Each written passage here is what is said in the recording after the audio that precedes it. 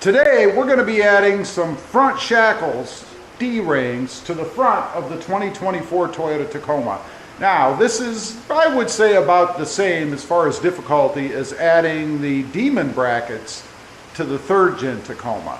What I've got here, this is a kit from Rough Country. You guys can see there, and I'll show you the part number. There will be a link down below, but that's the part number. And what comes with it are the brackets that you need, and they of course are sitting down here waiting to be installed. You'll need some tools. I'll tell you what you need. They also give you hardware. There's 2 bolts, 2 nuts, and 2 washers that you're going to replace a couple of fasteners with on the truck. I'll show you that. And of course they also include in the kit the D-rings or shackles themselves. There's a little bit of hardware and stuff with them as well. As far as tools go, you need a 10 millimeter, 12 millimeter, 17 millimeter, and 19 millimeter metric wrench or socket, or both, we'll see. And again, the hardware, 12 millimeter bolt, there's 2 12 millimeter nut. It's hard for me to say for some reason. There are 2, and then a 12 millimeter washer. Now, as far as orientation on these things, I always find directions lacking with which way things go. Because they're never very clear. So I'll point this out. I'm on the driver's side of the truck. The bracket is sitting like this with the flat part on top. You can see right here. And then the Rough Country little cutout part there in the side, you can see right there. This Rough Country should be towards the back and facing the tire, right? And then the little slot here on the front, or flat spot rather, should be facing up. So that's orientation. Obviously the reverse for the other side, but it's the only one you have left, so it goes on the passenger side. Let's jump underneath and get going. Okay, on my truck I have an aftermarket skid plate from Miller Cat. Love this thing, by the way, highly recommend it. So if you still have the gravel guard that's on there, you want to remove that. I think it's 4 bolts. So take that off. That's how you start. Now, we're going to go ahead and remove this recovery point over here. There's 2 bolts that we will reuse. And then the directions state that you're supposed to remove, I believe it is this screw. So you have this over here on the trim work, or the bumper fascia, if you will. And then this screw right here. And the whole reason to remove this is to be able to pull this part down to get better access, I guess, to this screw right here. And you can see there are 2. And I'm going from the edge over here towards the tire to the middle of the truck. You're going to remove this hardware or screw altogether. So I'm going to see if I can do it without removing this screw, because the less stuff I have to take off the better. But the directions do say to remove this. It is a 10 millimeter screw. We'll see how it works. Okay, the reason they want you to remove this bolt down here is because you need to pull this trim work down a little bit to be able to get a wrench on the back of the bolt that you're going to remove right here. I'm going kind of out of order. They tell you to remove these first, but I'm going to go ahead and do this part first. You can do it without removing that screw. However, you would have much more play if you removed it. As you can see, I'm able to do it without, so it's not that big of a deal. We'll find out once I get to the end. I did decide to go ahead and remove this bolt over here, or screw.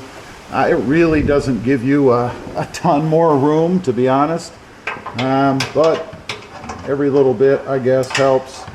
Okay, we got the first one in on the passenger side. You can see it right there. And the whole reason in doing this is to give a fasten down point for this part of the bracket right here. That's what's going to go over this screw that we put on. And I'll tell you, it took me probably, I'd say at least half an hour to get the original screw out. It's one of these deals, or bolt I should say, and get the new one in, only because you have to be dead on when you're putting the new bolt into the nut that is, by the way, welded onto the truck.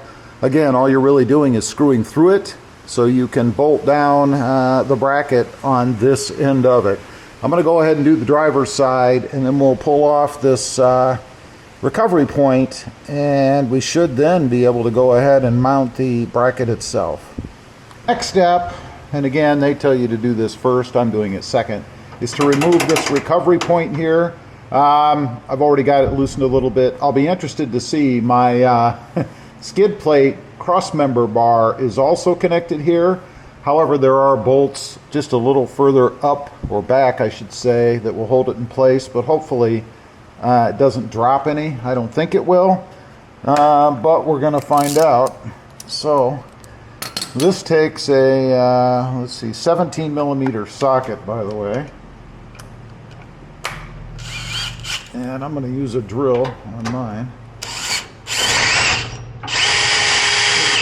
All right, it is not dropping. You're going to reuse these screws, or bolts, so don't get rid of them. Okay, that takes this piece off. Now, supposedly, I should be able to bolt this on. Right up where we put these screws here is where the edge with the provided hardware, or the hole in the bracket right here, is going to go. So I'm going to see if I can't get this up there somehow. And it is a bit tight. Okay, I have an issue. The issue is this edge right here, this lip of the bracket, hits the cross member that I had to put on to bolt up my skid plate, and it won't allow the bracket here to push up high enough on this part that it's supposed to bolt into here, because it hits right here. If that weren't there, it would fit up there no problem, I think, but it is there. So the question then becomes, how do I alleviate that, I guess. Now, I could take the cross member off. The skid plate is bolted down here, and probably would hold it well enough, but there is even some movement you can see here with this one bolt off, so obviously the skid plate would probably move, and I don't like that idea. So the other option is to cut a notch out of this bracket so that it fits over this spot right here.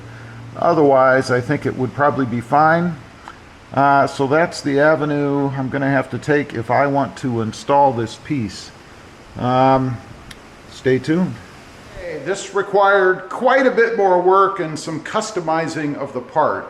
If you have the cross member across the front of your truck, you're probably going to run into the same thing. I'm not sure about the stock version, but definitely the aftermarket. What I had to do was notch out of the side.